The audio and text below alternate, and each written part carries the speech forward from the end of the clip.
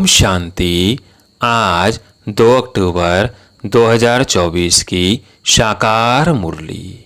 आज बाबा ने कहा, मीठे बच्चे याद में रहकर हर कर्म करो तो अनेकों को तुम्हारा साक्षात्कार होता रहेगा। प्रश्न, संगम युग पर किस विधि से अपने हृदय को शुद्ध यानी पवित्र बना सकते हो? उत्तर, याद में रहकर भोजन बनाओ और याद में खाओ तो हृदय शुद्ध हो जाएगा। संगम युग पर तुम ब्राह्मणों द्वारा बनाया हुआ पवित्र ब्रह्मा भोजन देवताओं को भी बहुत पसंद है। जिनको ब्रह्मा भोजन का कदर रहता वो थाली धोकर भी पी लेते हैं। महिमा भी बहुत है। याद में बनाया हुआ भोजन खाने से ताकत मिलती है, हृदय शुद्ध हो जाता है। ओम शांति। संगम पर ही बाप आते हैं। रोज बच्चों को कहना पड़ता है कि रूहानी बाप रूहानी बच्चों को समझा रहे हैं। ऐसा क्यों कहते हैं कि बच्चे अपने को आत्मा समझो। बच्चों को यह याद पड़े बरोबर बेहद का बाप है। आत्माओं को पढ़ाते हैं, सर्विस के लिए भिन्न भिन्न पॉइंट्स पर समझाते हैं। बच्चे कहते हैं सर्विस नहीं है, हम बाहर में सर्विस कैसे करें? बाप सर्विस की युक्तियाँ तो बहुत ही सहज बतलाते हैं। चित्र हाथ में हो, रघुनाथ का काला चित्र भी हो, गोरा भी हो। श्री कृष्ण का व श्री नारायण का चित्र गोरा भी हो और काला भी हो, भल छोटे चित्र ही हो। श्री कृष्ण का इतना छोटा चित्र भी बनाते हैं। तुम मंदिर के पुजारी से पूछ सकते हो, इनको काला क्यों बनाया है जबकि असुल गोरा था। वास्तव में तो शरीर काला नहीं होता है ना। तुम्हारे पास बहुत अच्छे गोरे गोरे भी रहते हैं, परंतु इनको काला क्यों बनाया है? यह तो तुम बच्चों को समझाया गया है। आत्मा कैसे भिन्न भिन्न नाम रूप धारण करते नीचे उतरती है। जब से काम चिता पर चढ़ती है तब से काला बनती है।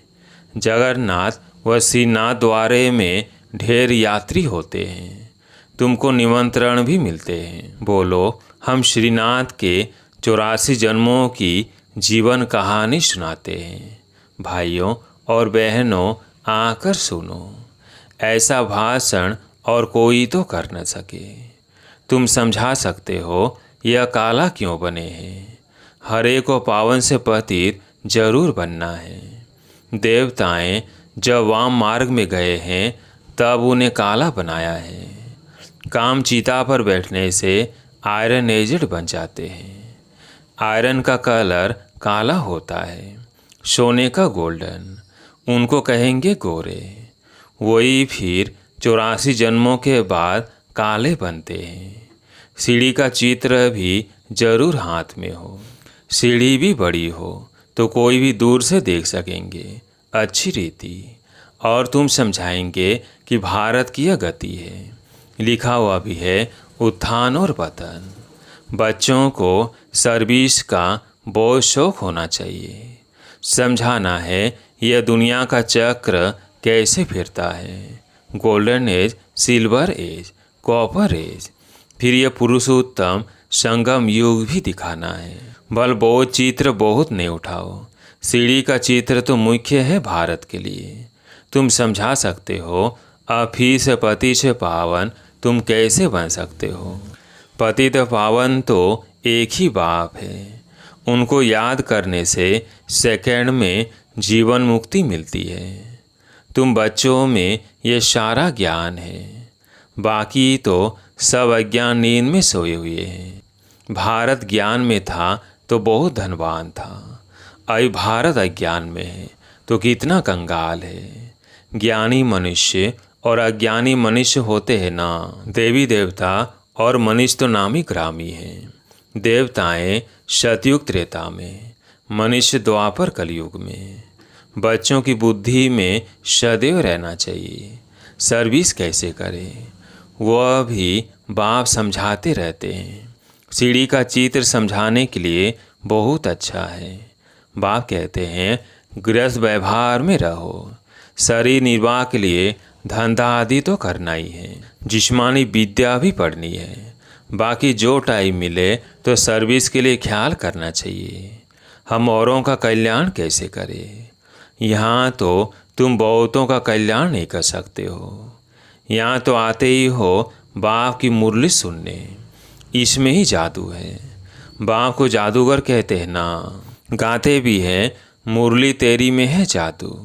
तुम्हारे मुख से जो मुरली बजती है उसमें जादू है। मनुष्य तो देवता बन जाते हैं। ऐसा कोई जादूगर होता नहीं सिवाय बाप के। गायन भी है, मनुष्य देवता किए करत न लागी वार। पुरानी दुनिया से नई दुनिया होनी जरूर है। पुरानी का विनाश भी जरूर होना है। इस समय तुम राजयोग सीखते हो तो जरूर राजा भी बनना है। अभी तुम बच्चे समझते हो। 84 जन्मों के बाद फिर पहला नंबर जन्म चाहिए, क्योंकि वर्ल्ड की हिस्ट्री ज्योग्राफी रिपीट होती है। सतयुग त्रेता जो भी होकर गया है सो फिर रिपीट होना है जरूर।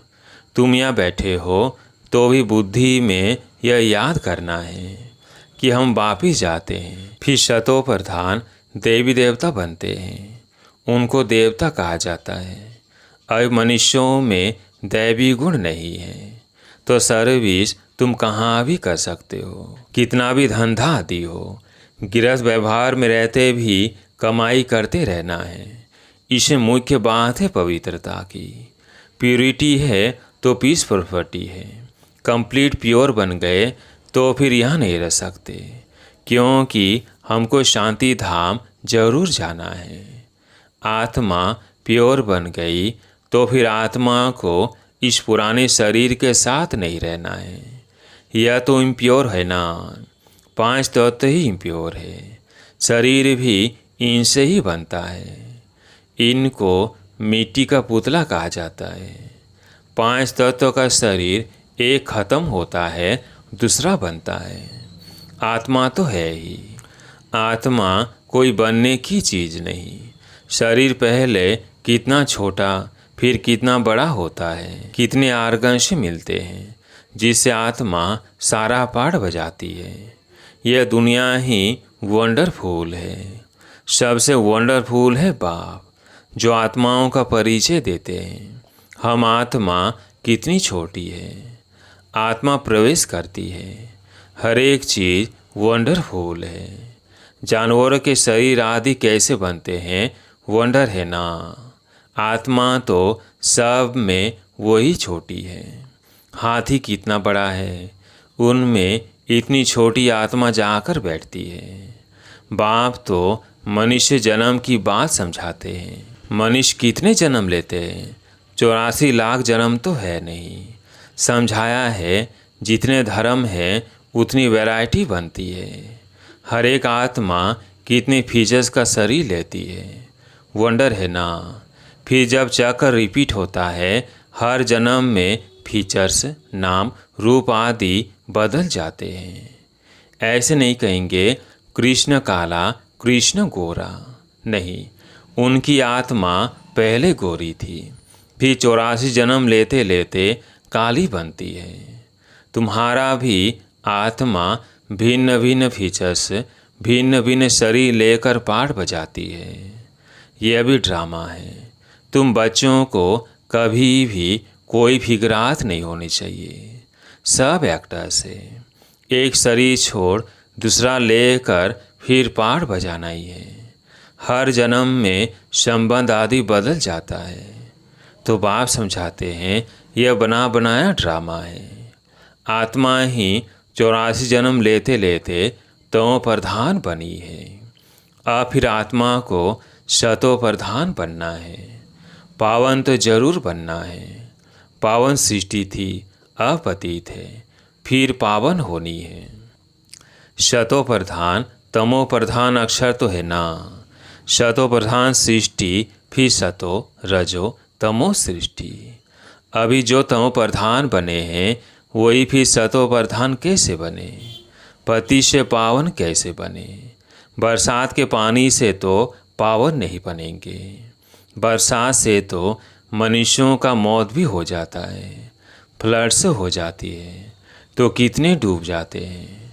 अभी बाप समझाते रहते हैं यह सब खंडे नहीं रहेंगे, नेचुरल कैलेमिटीज भी मदद देंगी। कितने ढेर मनुष्य जानवर आदि बह जाते हैं, ऐसे नहीं कि पानी से पावन बन जाते हैं, वो तो शरीर चला जाता है। शरीरों को तो पति से पावन नहीं बनना है, पावन बनना है आत्मा को। सो पति तो पावन तो एक बाप है, भल वह जगत गुरु कहलाते हैं, परंतु गुरु का तो काम है सद्गति देना। वह तो एक ही बाप सद्गति दाता है, बाप सद्गुरु ही सद्गति देते हैं। बाप समझाते तो बहुत रहते हैं, यह भी सुनते हैं ना। गुरु लोग भी बाजू में शिष्यों को बिठाते हैं सिखलाने के लिए, यह भी उनके बाजू में बैठता है। बाप समझाते हैं तो यह भी समझाते होंगे ना, इसलिए गुरु ब्रह्मा नंबर 1 में जाता है। शंकर के लिए तो कहते हैं आँख खोलने से भस्म कर देते हैं, फिर उनको तो गुरु नहीं कहा जाए। फिर भी बाप कहते हैं बच्चों मामेकम याद करो। कई बच्चे कहते हैं इतने धंधा धोरी की फिक्रात में रहते हम अपने को आत्मा समझ बाप को कैसे याद करें। बाप समझाते हैं भक्ति मार्ग में भी तुम हे ईश्वर हे भगवान के याद करते हो ना, या तब करते हो जब कोई दुख होता है। मरने समय भी कहते हैं राम राम बोलो। बहुत संस्थाएं हैं जो राम नाम का दान देती है, जैसे तुम ज्ञान का दान देते हो, वो फिर कहते राम बोलो। तुम भी कहते हो शिव बाबा को याद करो, वह तो शिव को जानते ही नहीं, ऐसे राम राम कह देते हैं। अब यह भी क्यों कहते हैं कि राम कहो, जबकि परमात्मा शब्द में है। बाप बेट समझाते हैं राम व कृष्ण को परमात्मा नहीं कहा जाता, उन्हें देवता कहा जाता है। उनकी भी कलाएं कम होती जाती है, हर एक चीज़ की कला कम तो होती है। कपड़ा भी पहले नया फिर पुराना होता है।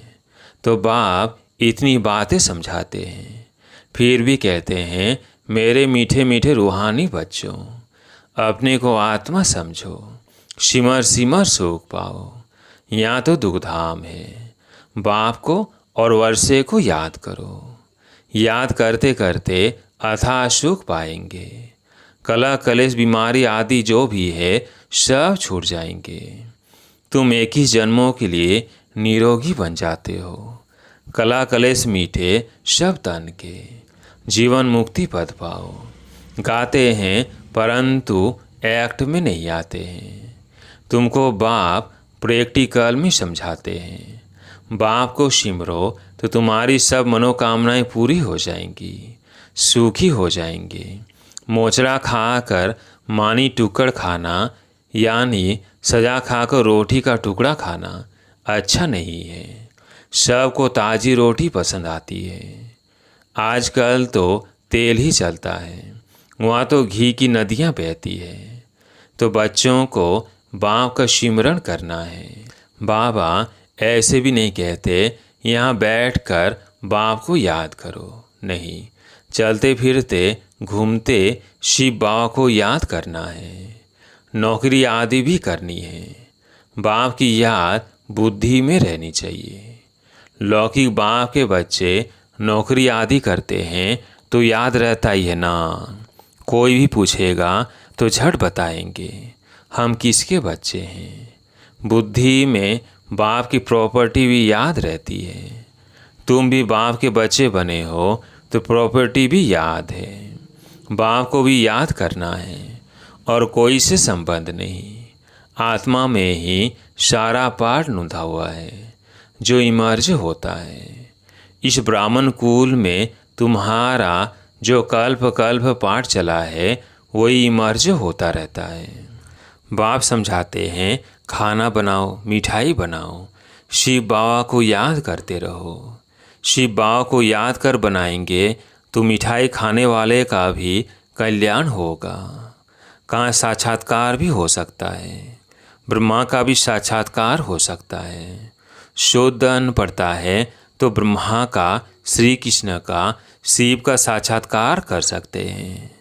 ब्रह्मा है यहाँ, ब्रह्मा कुमार कुमारियों का नाम तो होता है ना। बहुतों को साक्षात्कार होते रहेंगे, क्योंकि बाप को याद करते हो ना।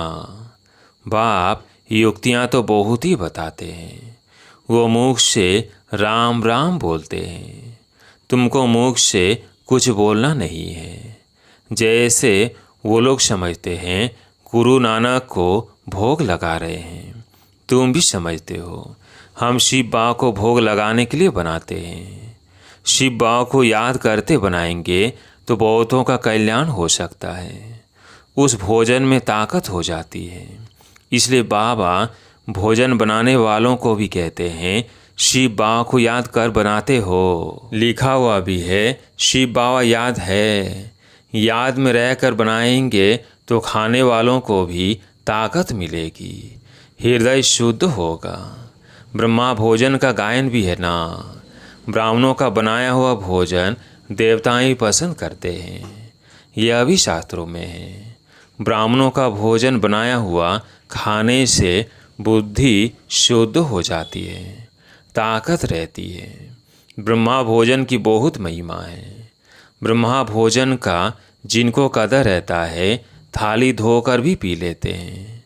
बहुत ऊँच समझते हैं भोजन बिगड़ तो रह न सके।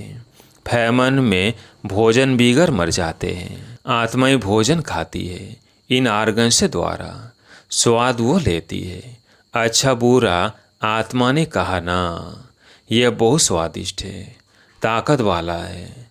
आगे चल जैसे तुम उन्नति को पाते रहेंगे वैसे भोजन भी तुमको ऐसा मिलता रहेगा। इसलिए बच्चों को कहते हैं शिव बाबा को याद कर भोजन बनाओ। बाप जो समझाते हैं उसको अमल में लाना चाहिए ना। तुम हो पियर घर वाले, जाते हो ससुर घर।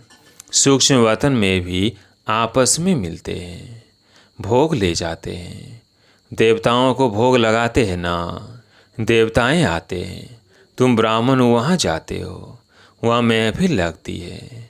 अच्छा, मीठे मीठे सिकिलदेव बच्चों प्रति माता पिता बाप दादा का याद प्यार और गुड मॉर्निंग। रूहानी बाप की रूहानी बच्चों को नमस्ते। हम रूहानी बच्चों की रूहानी बाप दादा को याद प्यार गुड मॉर्निंग, नमस्ते नमस्ते। धारणा के लिए मुख्य सार। पहला पॉइंट है, किसी बात की फिक्रात नहीं करनी है, क्योंकि यह ड्रामा बिल्कुल एक्यूरेट बना हुआ है। सभी एक्टर्स इसमें अपना अपना पार्ट बजा रहे हैं। दूसरा पॉइंट है, जीवन मुक्त पद पाने व सदा सुखी बनने के लिए अंदर में एक बाप का स्मरण करना है। मुख से कुछ भी बोलना नहीं है। भोजन बनाते व खाते समय बाप की याद में जरूर रहना है। आज प्यारे मीठे बाबा का वरदान, स्वार्थ, ईर्ष्या और चिड़चिड़ेपन से मुक्त रहने वाले क्रोध मुक्त भव। स्वार्थ, ईर्ष्या और चिड़चिड़ेपन से मुक्त रहने वाले क्रोध मुक्त भव। कोई भी विचार भले तो सेवा के लिए स्वयं को अभर करो, लेकिन विचार के पीछे उस विचार को इच्छा के रूप में बदली नहीं करो। जब संकल्प इच्छा के रूप में बदलता है तब चिड़चिड़ापन आता है। लेकिन निस्वार्थ होकर विचार दो, स्वार्थ रख कर नहीं। मैंने कहा तो होना ही चाहिए यह नहीं सोचो, ऑफर करो, क्यों क्या में नहीं आओ। नहीं तो ईर्ष्या घृणा एक एक साथ ही आते हैं। स्वार्थ या ईर्ष्या के कारण भी क्रोध पैदा होता है। अब इससे भी मुक्त बनो। आज का स्लोगन, शांति दूत बन, सबको शांति देना, यही आपका ऑक्यूपेशन है। शांति दूत बन, सबको शांति देना, यही आपका ऑक्यूपेशन है। अच्छा, ओम शांति।